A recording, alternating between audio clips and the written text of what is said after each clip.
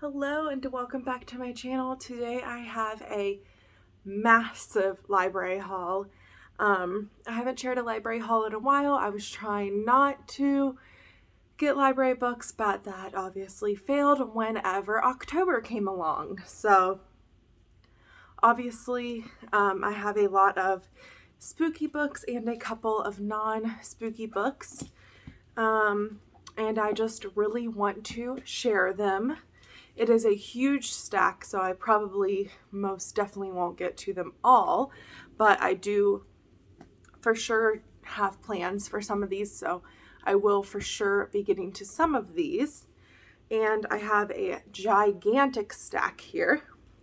And first I will start with like the non kind of spooky books, I guess, like non-Halloween, what I would consider Halloween books, but I still was able to pick up because they were finally available from my library. And I might sort them from like non-spooky to spooky. So let's kind of do that here. And all right. So first, that are like not Halloween related, like at all pretty much, are the Charm Offensive. And this is a male romance, and it is like takes place on a show kind of like The Bachelor. And this guy, he goes on The Bachelor and he ends up actually falling for the producer, I think it is. So that is The Charm Offensive by Allison Cochran, and I really do want to get to this one soon. And then I have Blackout. I just recently read White Smoke by Tiffany D. Jackson, and I've read a lot of her other books, like at least 2 of her other books, I think. And then I really want to read this one. It is an anthology, and it is Even Love Stories Can Glow When the Lights Go Out, and it's different love stories, and I believe that they all connect like at the end of it. And it is by Danielle Clayton, Tiffany D. Jackson, Nick Stone, Angie Thomas, Ashley Woodfolk, and Nicola Yoon. And it is pretty short as well. It's less than 300 pages, I'm pretty positive. So hopefully I will get to this one before I have to take it back. 243. And then some more kind of like non-scary, I would say. I have some graphic novels. So I have Delicates, or no wait, first one is Sheets, and that is by Brianna Thumbler. And I've seen this one around a good bit during the fall, and hopefully going to finally get to it this fall. And I believe this one is fairly new, the sequel to it, Delicates. So I'm excited to get to those. They are a little bit longer graphic novels, but still should not take too much time, and I'm very excited for the both of them. So that is Sheets and Delicates. And then I have Mooncakes. I really want to get to this one. I do have it on my bingo board for Trick or Treat-a-thon for food on the cover. I'm going to read that for that prompt. And it is about a witch and a werewolf. And it says Mooncakes is spellbinding. Really cute graphic novel. I've heard very good things about it, so I cannot wait to get to it. And then last graphic novel is another witch one. And this is a middle grade, I believe, and it's The Okay Witch by Emma Steinkiller. And it says magic is harder than it looks, and it's about a 13-year-old.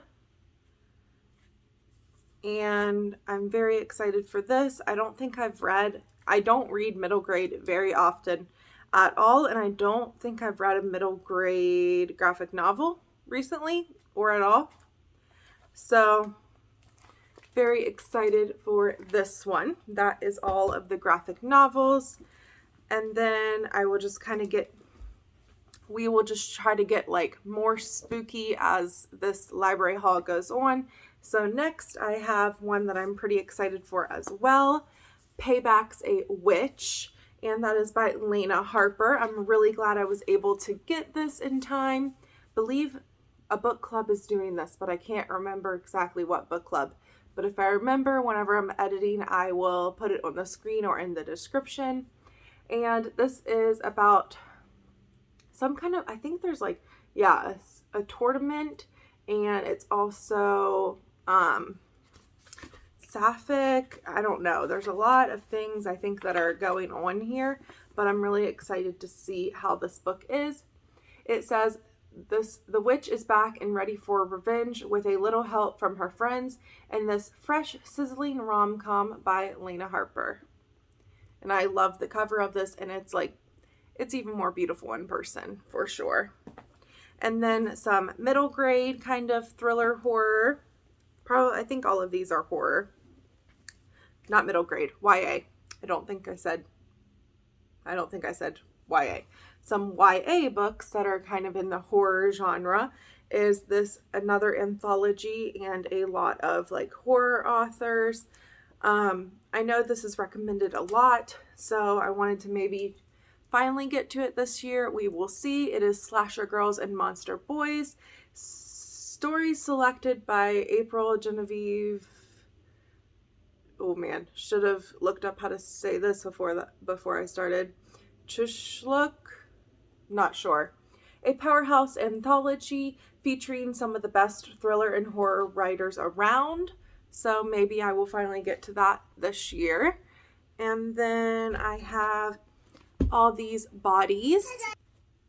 All right, sorry about that little interruption there, but I have all these bodies. This is a newer one. I believe it did just come out this year, and it is a YA horror by Kendare Blake.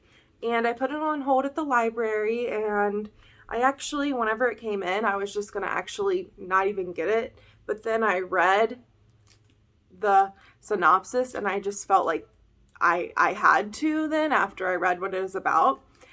16 bloodless bodies, 2 teenagers, 1 impossible explanation. And this is, I believe it's a little bit of a historical fiction, and it takes place in the Midwest, and a family is slaughtered in their Minnesota farmhouse, which, if you don't know, I moved to Minnesota 5 years ago, and these bodies are being drained. Their blood is being drained from their bodies, and nobody can find out why.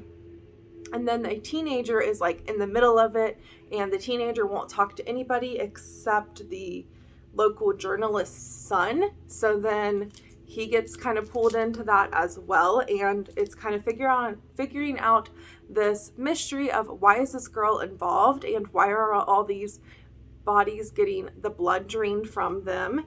And on the back here says, so much fear over one little girl, and I'm very excited to hopefully try this out. Here's the cover. All These Bodies by Kendare Blake. Last YA book I have here is Horrid by Katrina Leno. I wanted to read this last year, never got to it, so definitely going to try to read it this year. I absolutely love the cover of it. That is what pulled me in last year. And this is about a haunted house, I think. And it says, is this grief, mental illness, or something more horrid? And following her death, Jane North Robinson and her mom, Ruth Lynn, Following her family's death, Jane North Robinson and her mom, Ruth Lynn, moved from sunny California to dreary, dilapidated old house in Maine where Ruth grew up. All they want is a fresh start, but behind North Manor's doors lurks a history that leaves them feeling more alone and more tortured. And that's all I will read about that synopsis, but I am really excited to see what this book is about and see if it is good or not. And then last two, and I actually have one downstairs that I forgot, so I will talk about that one first. So I guess last three. The one downstairs that I started today is In My Dreams, I Hold a Knife by Ashley Winstead. And I started it today, so I'm not too far in. I think I'm only on like chapter 3 or 4, about 30 pages in. And so far, so good. It's kind of like a group of friends, whenever they were in college, somebody got murdered and somebody else was blamed for it, so nobody talks to him anymore. And it's 10 years later, and Jessica is the main character. Jessica still talks to the person that was accused of the murder because she thinks he is not guilty, and he was found not guilty. And so far, just in the book, he or she got invited, and everybody else except him, I believe, got invited back to their like homecoming. And then they're gonna go to the homecoming and find out a little bit more about what happened, and some of the friends have some secrets. And I've heard some very good things about this book, so I'm happy that I will be reading it this month. Like I said, I've already started it, and I believe it is the group book for the Readathon Spooktober. So I would try to read those details down below as well. And there is no audiobook, unfortunately, but I will just try to read a little bit of it each day if I have to get through it. And then the last two here, I'm not sure what is going to be scarier, to be honest, because they are both are pretty intimidating to me and going to be really scary for me, I think. But first, I will show The Patient by Jasper DeWitt. This is the book club pick for the Dead Red Book Club by Beth's All Booked. And it is a very short book, less than 300 pages. Let me see here. It is 205 pages, so less than 250 pages. And it is about a, let me see. It's about a person that's in like a mental institution, and this doctor pretty much thinks that he can fix this person that's been in the mental institution, I guess. All right, I am sorry for the hot mess of this video that this video turned out to be, but we are still gonna truck on. So The Patient is about a psychiatrist, Parker, and he writes in these online like message boards, online posts about this patient that he has been treating, and he is 41 and has been in the insane asylum. Let me see. Has been in this hospital since he was 6 years old, and this patient basically makes people like, this patient is confined and indefinitely, allowing minimal contact with staff for their own safety because the patient makes people like go crazy or want to commit suicide. Then last book in this library haul, I have The Troop by Nick Cutter, and I actually hopefully plan on reading this for Camp Weekend Ween, and it is about a group of Boy Scouts, and then they go out and go camping, and a boy and a man like goes up to the beach and is like really hungry and like starts to eat the sand and just is really acting really strange. And I heard that it has like some body horror and a lot of other things that I'm not sure if I am ready for, but I'm going to give it a try. And this is Gabby from Gabby Reads' favorite book, so I do want to give it a try. And like I said, I am planning on reading that for Camp Weekend Ween, which is the weekend of Halloween. And I think that is all of my library books here that I am interested in showing you. Thank you so much for watching this video, and let me know if you have read any of these books. I definitely want to get to these graphic novels, maybe do a reading vlog on those, and read the horror books, especially The Patient, since that is for a book club. And really want to get to this one because this is like really interesting to me, all these bodies, like the synopsis just makes it really interesting. Want to finally get to Horrid and hopefully get to Payback's a Witch. So those are the ones that I am definitely going to prioritize for the month of October if I can, and if not, just hopefully try to get to maybe a couple of them in November. Thank you so much for watching. I really appreciate it. If you like this kind of content, definitely like and subscribe. And the library is a great way to read on a budget. You can get physical books, ebooks, and audiobooks.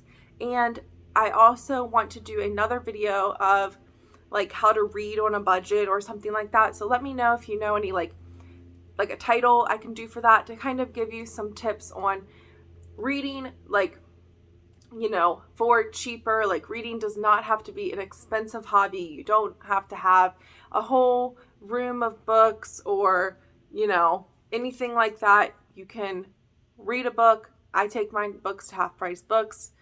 Get another one. Like, reading can be so cheap, even free, using the library. So let me know if you're interested in that video, or like a title for that video. I'm definitely doing that video, but like a title for that video. And if you like library hauls and love your library as much as I do. Thank you. Bye.